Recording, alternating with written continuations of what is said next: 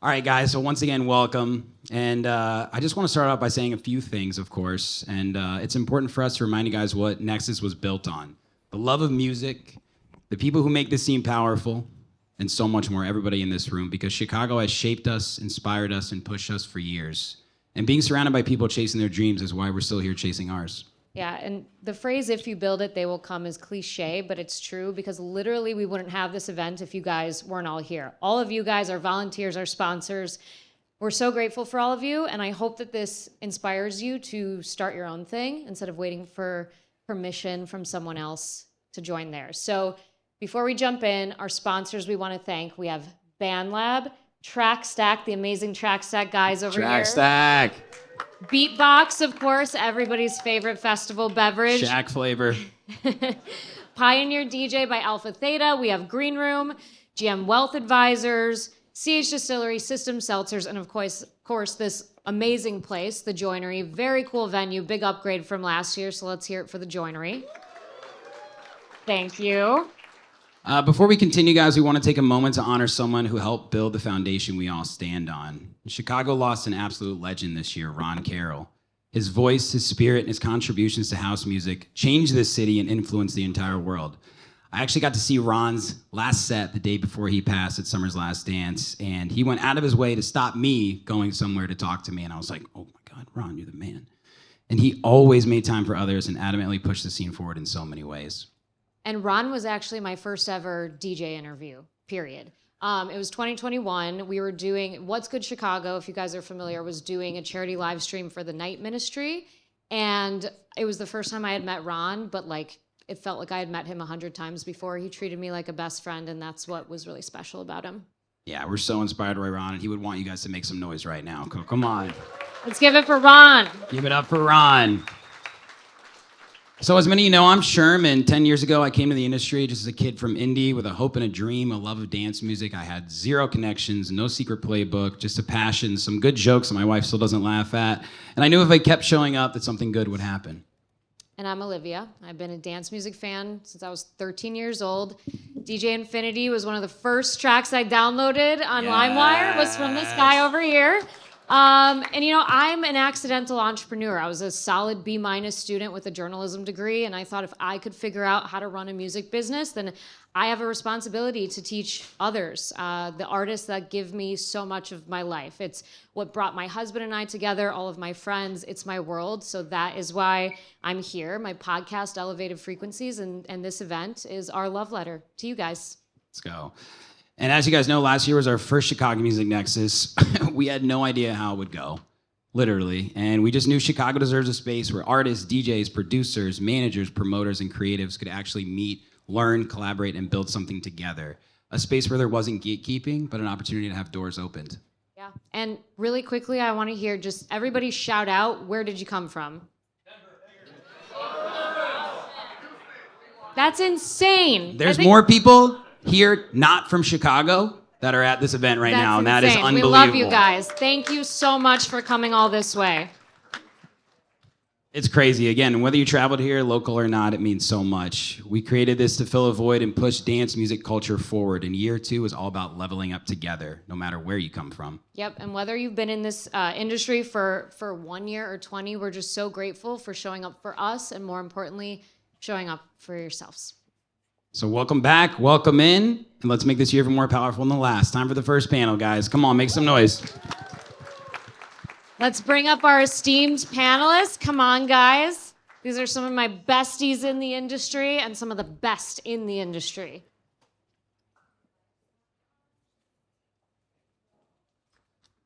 There you go. Thank you. All right. We are starting off with my favorite topic, which is money, and I'm very unapologetic about that.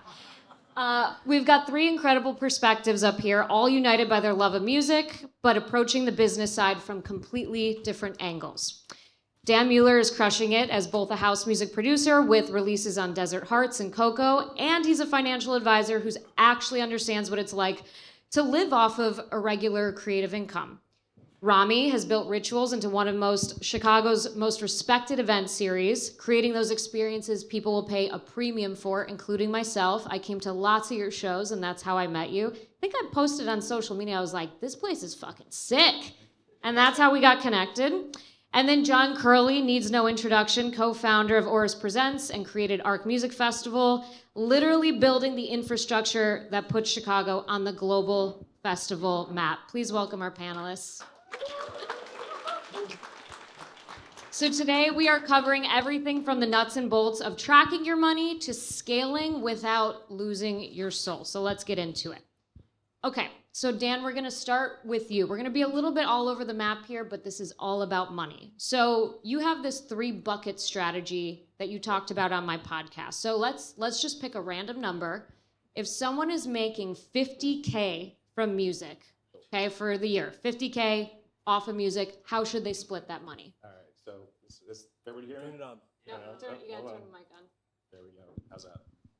Check 1, 2. Check There we 1, go. 2. Cool. All right, so the 3 buckets that Olivia is alluding to, the way I look at money and the way I kind of manage money for my clients, I think about it in time horizons, right? So you have your immediate money, which is cash, like savings account. Your sort of like intermediate money, so think of it like, I need to grow it, but I might need it in the next 3 to 5 to 10 years, like that middle of the road, middle term kind of money. And then your long-term money is like retirement assets, so IRAs, 401ks, things like that. So $50,000 a year, we're going to assume you're going to pay $15,000 in taxes, so that'll knock you down $35,000 on the year. And now we have to talk about, well, what is your, I'll call it your survival number, right? Food, clothing, shelter, cars, utilities, things like that. What does it cost for you to live for the year? So the way I approach this is, let's figure that number out. Right? And let's say you're left with, I don't know, $10,000 left over on the year, $5,000. How do you allocate that money? Well, first and foremost, you need to have some type of savings established. Because if you don't have your short-term emergency fund, rainy day fund, you're never going to get to that next bucket and then the final like retirement bucket. So 50 grand a year, let's say you're saving 5 to 10, you need to have at least 3 to 6 months of just bills in savings, right?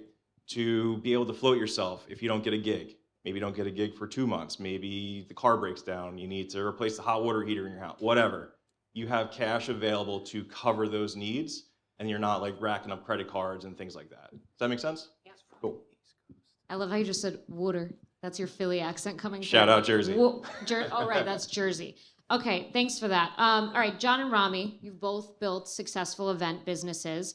A lot of people throw events and just hope for the best, kind of like us, and or sometimes they track the wrong metrics. So what are the actual numbers and indicators you're watching to know if an event is going to be profitable? Like, what is that thing that someone should be tracking from day one if they want to start throwing events?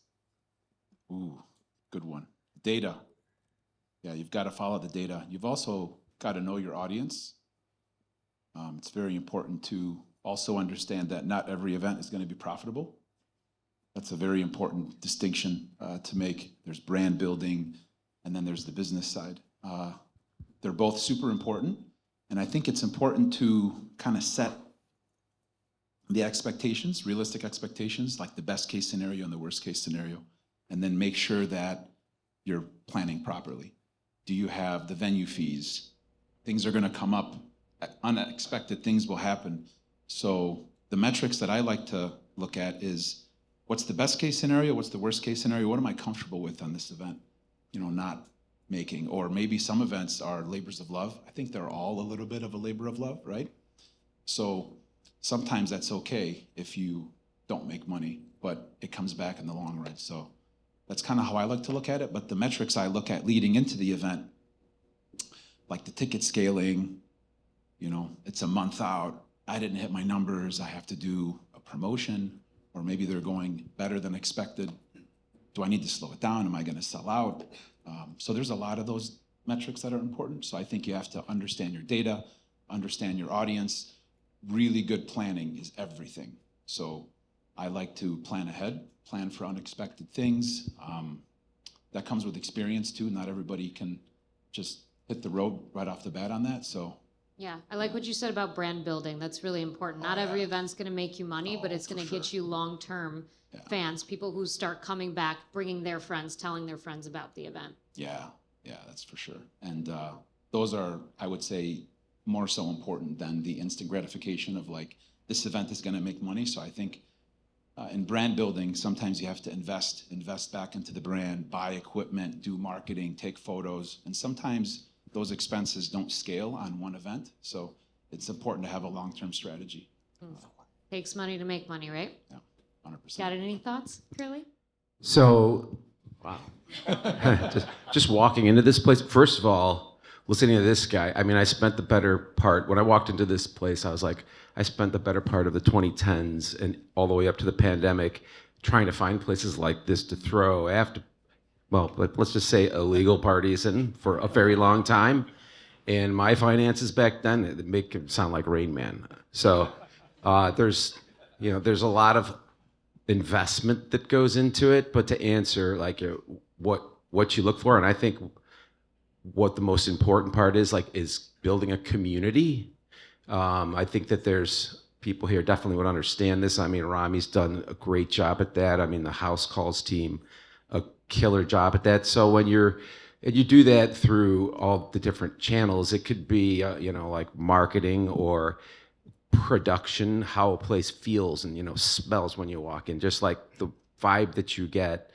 And also it's like, think of it as like a palette, and you have different tools in your toolkit. Like one is who you're booking and everything on like all across the board. That helps create what your identity and what the community will be that you build around it.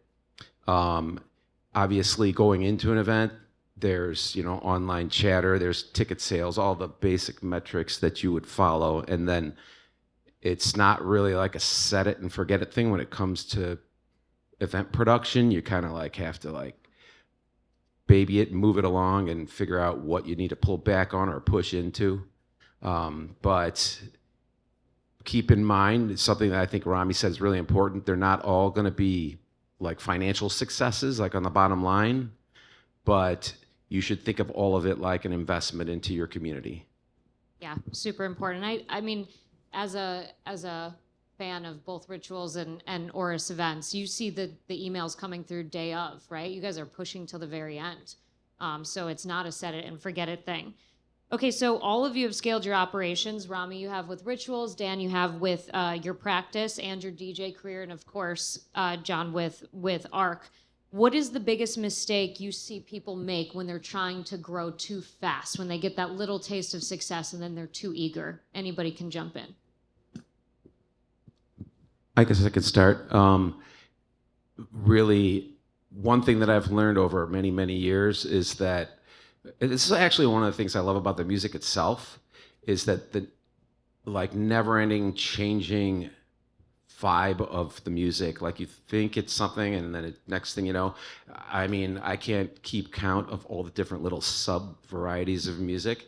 That's because, especially now that, anybody with a laptop is making tracks, it just evolves so fast. So if you think got your thumb on the pulse and you're like, that's it, and you're not paying attention to trends and what's going on in the music and the culture and all of it, then you're definitely missing something. And the best way to go about that probably is to be there. You should be around at different events, different, concerts, stuff like this, make connections with people, but it's always changing, always changing. That's actually why I love it. Great answer. Who else? I think for me, like scaling is been a very big challenge for my business. I am one of those guys who just takes everything on myself. I try to do it all, and I quickly realized like our biggest commodity that we have is time, and your time has a dollar sign attached to it. So if you're doing stuff that is not, if you're producing or you're throwing events, like if you're not doing things that help push that event forward and you're just kind of doing like busy work, you should like hire somebody or find somebody that will help you do that. Like for me on the producing side, I'm trying to find a videographer, people to help me with social media, because as Olivia knows, I am not that great at it. I just don't have the time to really commit to it because I'm running another business at the same time. And I've realized, like, just find somebody that will help you do it, who has the same vision as you, who has the same ideas as you, and like make it collaborative. You know, you're only as good as the team behind you. So I think scaling is, should be in the back of your mind. Like, I'm trying to grow. Who do I need to help me do that? Gotta let go control a little bit. Yes, And which is hard. you have a problem with that. I know you have a problem with that big time. Control freak. It comes with passion. I think a lot of us are passionate, and with that, it's hard to delegate and trust, but I think that's part of the process. It's part of the growth. I think a big challenge for, like, what the question you asked is about momentum. So I was a DJ as well for about 20 years, and one thing I learned is you go through a period, and maybe you've all felt it in your creative craft, whether you're a DJ or an event producer, when you build momentum and you feel it and it's carrying you and you get to this stage, but you're not prepared. You don't have tracks produced already. You don't have the next big event planned. What happens, right? You have to start over. So an important thing in planning is planning ahead. Your 1 year plan, your 3 year plan, your 5 year plan. It's not as easy as it sounds, but it's very important. And I think the momentum is key. So as an artist, when you start building that momentum, make sure you have tracks ready. We call them in the oven, right? You have tracks in the oven ready to go. There's many examples of this. I think when artists start producing and getting well known and getting bigger and they're authentic and the momentum is there and the tracks are there and they've planned ahead, that's when it just takes off. So Such a great point. And you just reminded me we have to reschedule our vision board night. oh yeah, we do. Vision boards Yes, are we do. do a vision board. Like, just do it. It's one of the best things. It's that 1 year, 3 month, whatever, however long planning you can do. Seeing your goals put on a piece of paper is so much different than having them rattle around in your head. It is the reason why Chicago Music Nexus exists, is a vision board. Okay, so let's talk about the authenticity tax. When has staying true to your vision actually cost you money or opportunities? And then, or on the flip side, when did it pay off bigger than compromising would have? So when have you stuck to your guns on something and that like cost you, but it was still worth it? Interesting. I like this question. I'm going to go back to something I said. Cost you money. Like, I don't think that you should look at, let's say, at least in the event business, falling short on your financial goals as necessarily a defeat. It's an investment. You need to invest in who you are, what you mean to people and your community, and you need to never stop doing that, honestly. And it actually goes back to what Rami said. Once you gain momentum, then you start to see continued success. But some things, you really need to stick to your guns. And I would say that there is never really a downside to that. So yeah, I would definitely say look at it like investing into your future and to your community and to what it is that you mean to people. I love that answer. I've said no to podcast interviews before, like being in Amsterdam or Miami Music Week, because I just didn't have the equipment to make it happen. And the artist was too big where I was like, I don't want to provide like a janky, end result. So it sucked, but I know there'll be an opportunity in the future. What about you guys? Yeah, I mean, I'm just going to piggyback right off of that. It's, if you're investing in your career, there's going to be disappointments. There's going to be stuff that doesn't pan out. There's going to be, stuff that's hard to get through. But at the end of the day, if you believe in what you're doing and you don't compromise on, your values, your community, your friends, and the project that you're embarking on, in the long term, it will pay off, right? And it's the same, if you're planning for finance, you're planning your financial stuff, like there's gonna be bumps in the road, but that's why you plan, right? So when you have, something goes awry, like it's fine, I have a plan, I'm sticking to it. And if you do that, it always works out. Yeah, I totally agree with that. Stick to your guns, be authentic. There's an example that I had in the past where I was planning an event in a beautiful venue like this, and I almost sold out of tickets, and then I found out we couldn't sell drinks at the bar. So then I had to decide, like, oh, this is tens of thousands of dollars. Do I add a new ticket bracelet for drinks? What do I do? We decided, we had a meeting and said, you know what? Just throw it in, pay the cost, make it inclusive, give it back. People will appreciate it. And it definitely didn't feel good at the time, but people were so appreciative. And I think that is a way of paying it forward for the community, and it pays dividends in the long run. I think building trust with people and building in the community is important. I think people feel that too when they're in a space and they feel that you're giving more than you're trying to get. And that always goes a long way in my book. So Yeah, I remember you told me Yeah, it that was story. horrible. It's so important to consider, like, what are the true costs of something? Like, can you eat the cost of this one thing one time and keep a lifelong fan, whatever that may be, if you're deciding to throw a show, or, you know, when you're considering what music you're putting out, like really consider the cost of putting out a subpar product. It's just not worth it in the long run. And, you know, it does damage to your own ego too, right? Because you know that you can do better than that. Okay, let's switch it up a little bit. I want to do like another fun exercise. Let's use a bigger number now, 100K, okay? So let's say an artist hits 100K in gross income. I want to know what that actually looks like after taxes, expenses, and everything. Nothing. $0. Isn't that the truth? All right, so what's left, and how can they maximize keeping as much as possible in their pocket? I read this question. I was just to understand what you're asking. Are you saying if an artist grosses 100K in a year? Yeah. I mean, I would pass this off to you. Like, Sure. So bringing home 100 grand a year, are we paying a manager? Or is that like after a manager? Let's say we're paying a manager. Okay, so that's probably 20 grand off the top. Yep. Just about, right? So we're left with, again, same exercise, 80 grand. The first move you have to make, I would hope this artist would have an LLC established, right? So now your expenses, right? So your flights, hotels, food, yada, yada, yada, that's all a tax deduction for you, right? So it's a cost of your business. You need a good CPA to help you out. I'm not a CPA, so this is not accounting advice, but you know, make sure you're tracking all of your expenses through the business, right? Second thing you should do, if you can afford to, right? Because everybody's gonna be at a different stage of their life, career, what have you. But you should look at having an IRA established. So an IRA, you can put $7,500 into it, take another tax deduction, right? So instead of sending the IRS more tax money, you're keeping that for yourself for your retirement bucket, right? So you're funding your retirement for down the road.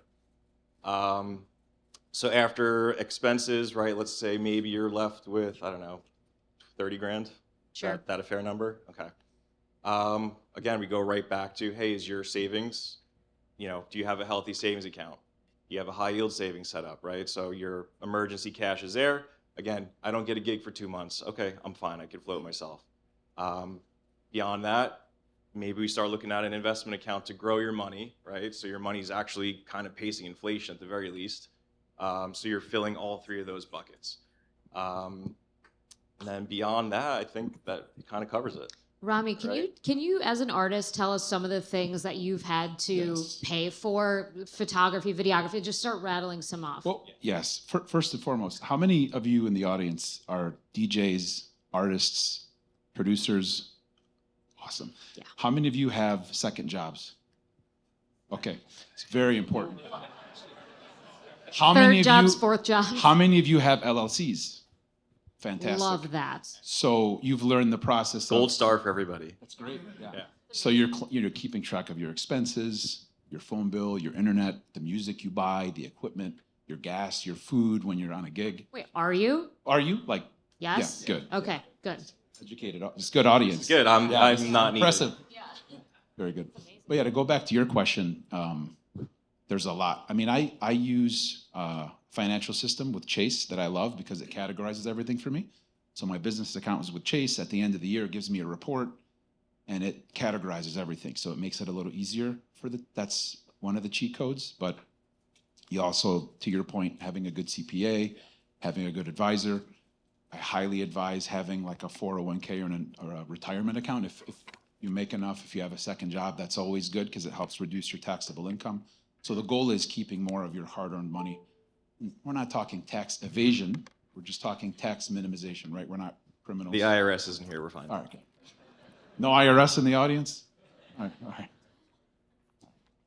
Okay, so we've talked a lot about like the fundamentals, the logistics of money, but I want to dip into the mental health aspect a little bit. This is my last question, and then I'm sure we have a lot from the audience. So you've all dealt with the reality of irregular income, and so have I. I still am, whether it's festival seasons, event cycles, or market fluctuations. So how do you personally manage the financial anxiety that comes with feast or famine cycles? And what strategies have you developed, like mentally, to sleep better at night when you're going through one of those rough periods?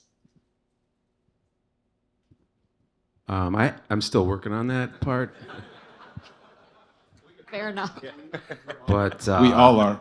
But it's especially in the event world, it is hardcore during certain seasons, and that can definitely run you down. And you hear this from the artist side too. I mean, artists are, going from hotels to transports. It's just like nonstop. So you're gonna have to unplug every now and again. Otherwise, you'll just kind of like fizzle and break down. So it's hard to do when you're really passionate about what you're doing. So sometimes you gotta, I don't know, check yourself and like check out for a little bit.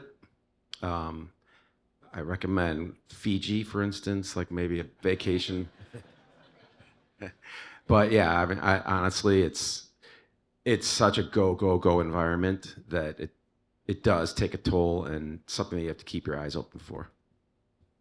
You got to always find ways to fill your cup. It can be draining, the late nights, constant planning. Sometimes things, well, I won't say sometimes, most of the time things don't go as planned in the event world. John, we have stories for, should we tell some of the stories? Please. The rainstorms, you name it. We've been through a lot of unexpected turbulence, but you got to. That's the event world for that's sure. The event world for sure. Yeah, but I think to your question, it's saving, not overextending yourself. Having enough. What you were saying, like 3 to 6 months. 3 to 6 months, Yeah. and that's a different number for everybody, right? Yeah, Like, yeah.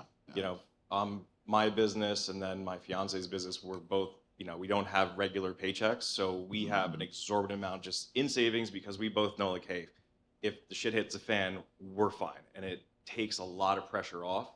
So it's hard to build to like that much of a savings account, but I promise you, once you get there, life becomes a lot easier when those little hiccups or something doesn't go right. She's like, I'm fine, it's all good. Yeah, I think one of the things I learned early on is kind of live below your means. So if you're making whatever it is that you're making, try to live below that. Don't overextend, don't overspend.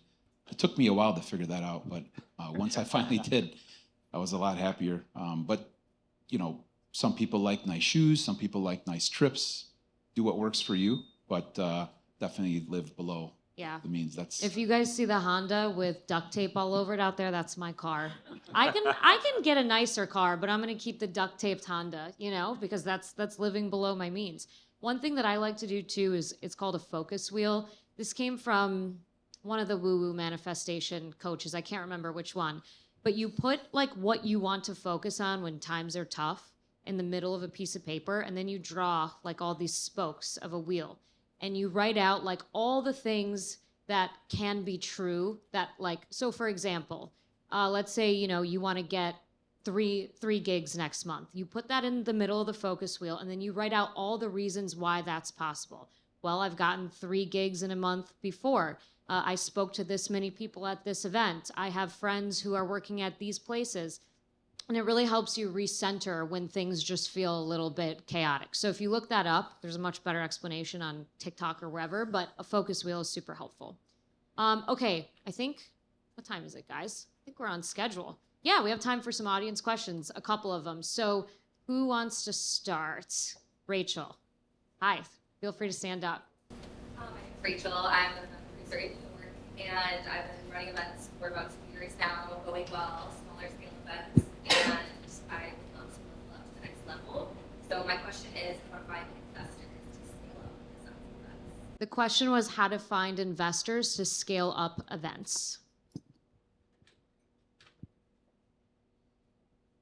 I might not be good at this one because I haven't worked with investors. I haven't had the best of luck with investors. And I think to give you what I've learned about that is the investors that come to you, that maybe come to your event and believe in what you're doing, those might be the best ones to work with versus you finding someone that maybe isn't in the industry that might not be willing to make what we talked about earlier, an investment into the later and building. Sometimes investors just want instant numbers, and that doesn't always make sense. So I know that's not the answer you're looking for, but that's my answer. Yeah, it's interesting. I haven't really had investors either, but I did take out a loan at one point in time.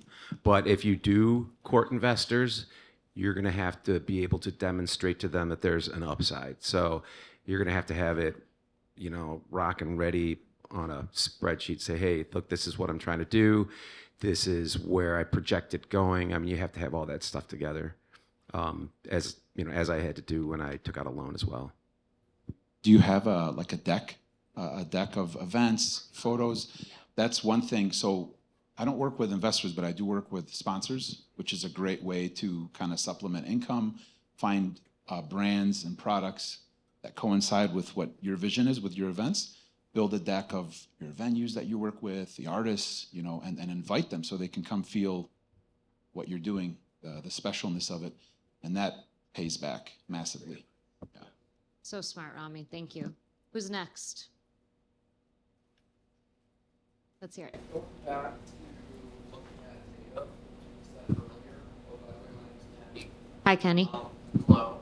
And looking at something like events, let's say, how do you track pacing? What sort of tools do you use?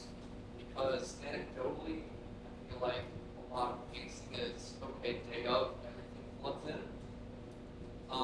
So what do you look at, especially if you don't have historical data, like that's what So there's different data sets. If you're looking, for instance, just at social media, it has gotten very intricate, on the back end. You can set up dashboards and whatnot. You can really track stuff well nowadays. And that also is an ever-changing platform where the metas of the world and also just all these different platforms, now, you can look, for instance, really closely at your core audience and see what they're really paying attention to, whether it's the dollars you're putting into Facebook or Instagram or whatever. There's really intricate, detailed data you could draw from. If you really have to know what you're doing, ideally when you scale up, you'd have somebody who's dedicated to doing this. But if you get your dashboard down, you can really track where these people coming from, a ton of information about them, who they are, how old they are, their gender, their income, all that kind of stuff, just through tracking devices on social media.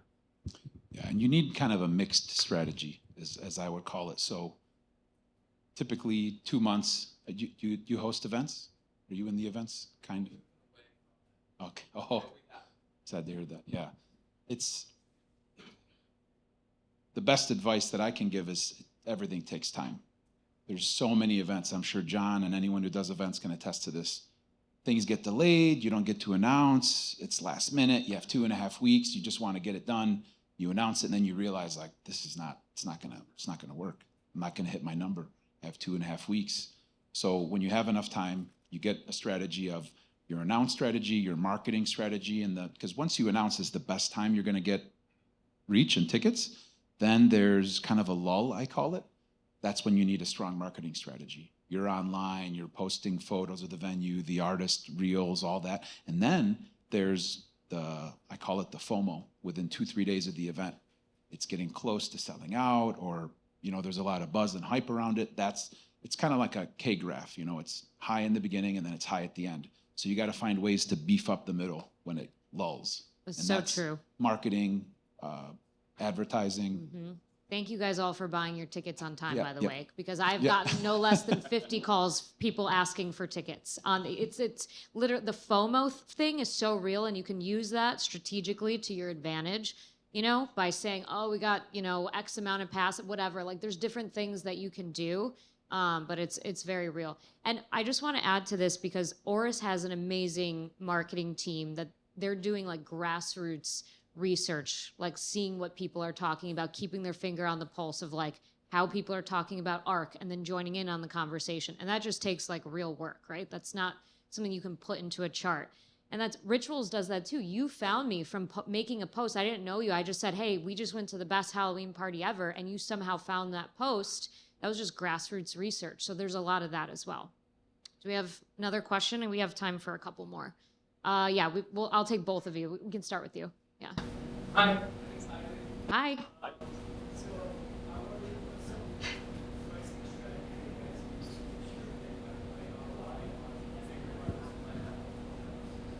Okay, so pricing strategies. So you have the right ROI, ticket pricing strategies.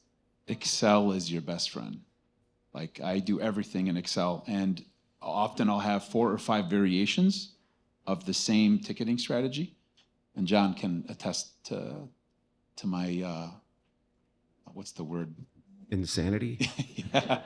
I love spreadsheets. I'm an engineer also by trade and discipline, so I just love the rigor of the data and so you do an analysis, you look at your price tiering, how many you want to sell, you plug in the formula, and then you do it over and over again, and you best case, worst case, so that if things aren't going as planned, you can still adjust, because you always have to adjust. It's never, rarely do I launch an event and it's what I planned from the beginning to the end. So I think you have to know your cost, your headliners, your ticket scaling, the amount of tickets you want to sell, and then you got to have that, everyone has a different buffer, 20 to 30% comfort buffer. Thank you. Now, did you want to add to that? No, just that there's a part of it that is gut that comes with having worked with your community for a while. You get a kind of sense of it. You kind of get a feel for it also. If you have an on sale, how like strong it is, stuff like that. And like Rami said, you can adjust it as you go. Love that. Go ahead.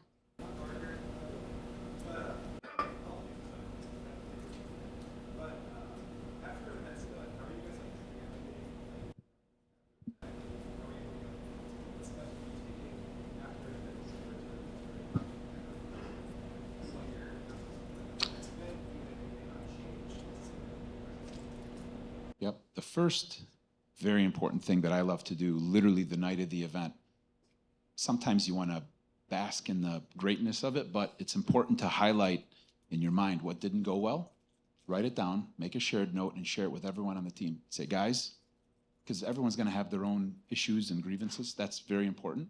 On the finance side, it takes a while because actual numbers, actual spend, receipts. So you just have to have a good system for that. And I think, shared drive, shared notes, getting all your expenses within 7 days and getting all the payouts within 7 days is a target. And if you can do that, you're doing pretty good. The only thing I'd add to that is just that if you keep a long view on stuff, you can recognize patterns, and that helps you kind of like maybe avoid potholes moving forward. I mean, there are certain times during the year where if you just go back and look at your data, like, oh, what do you know? Like every weekend before, like Easter, for instance, there's a dip, stuff like that. So try and identify trends and patterns. Love that. Do we have any other questions? Oh, Sherm, of course you have a question. I got a question. Yeah, that's right, guys. It's okay. The voice of It's not God back scary, there. yeah. I want to talk about timelines to get your booking fee up. You get paid $200 for a show, $500 for a show, $1,000. Then you travel out of town. You don't get paid for that show. Let's look at like Max Seiler, for example, Curley, right? Like he's been in the business for a long time. I remember 3 years ago he played ARC. He had all these songs that were blowing up. Now he's announcing a Radius headline show. Is there like a timeline that an artist could work towards where it's like, I'm $1,000 right now. I want to be $5,000 in 2 years. Maybe like examples for you, Rami or Danner, that like you've seen artists steadily get their booking fee up, whether it's locally or internationally or traveling, whatever it is. Well, as a booker, I love data analytics, and there's multiple great platforms out there to show that. And I'm always looking at the data, and the data isn't just about the music. It follows the social media trends. How much are they posting? Do they have a presence on YouTube? Spotify, Instagram, all of it. So I think that plays a big role. And as someone who books, I think we can start to recognize when that momentum is building for an artist. And it's about building a good relationship. Like anyone that I like to book repeatedly. So that's the other thing, right? Communication, what are you comfortable with? Don't lowball. But sometimes that's the business. You know, you got to do what's best for you. Hopefully you can meet in the middle and make it work out for both. But it's hard to say. I've definitely have had that experience where there's an artist I used to book for 300, now they want 1,000. If it's justified and there's time where they're not taking a lot of shows in the market, absolutely. Yeah. And what I like to do is this is big, give people skin in the game. You know, if they're confident that they're gonna get the numbers, no problem. I'll pay you a fee, but then I'll give you a percentage of tickets that you can sell with your link. And then if they go dark, then maybe it's not a good booking. But that's for local. It doesn't always pertain to international or outside of Chicago DJs. But yeah, that's my answer. One thing I would add to that is it's wild how much has changed since, I don't know, the pandemic, and how quickly things can change based on a artist's like profile on social media. They can blow up literally overnight. I mean, there's DJs I was paying 300 that are making 100,000. You know, like it's crazy. I don't know if that 100,000 went anywhere, but It's no. But especially it's a new generation with like it's a generational thing too. You know, artists that are now in their teens and 20s are getting known like on platforms like TikTok, and they're blowing up literally overnight. It's really crazy. You can try and keep your eye on the metrics on, you know, just by looking at social media numbers and stuff like that. But if you blink now and someone's huge, it's a lot more common than it used to be, especially like pre-pandemic. Well, I think that's all the time we have. First of all, thank you to the three of you. You're very busy and you decided to be here today, so thank you so much. And guys, Dan Mueller here, GM Wealth Partners. He is open to talking to any of you about your financial situation. No judgment. He's an artist. He gets it. So if you have questions during networking, please bother him because he's very open to it. I'm also not with the IRS, so. Yeah, he's not. So don't worry about that either. Okay, so stay in your seats. We're going to bring up our next panelist. And then after that, we'll do some eating, some drinking. And thank you guys. Thank you so much. Make some noise for them, everybody.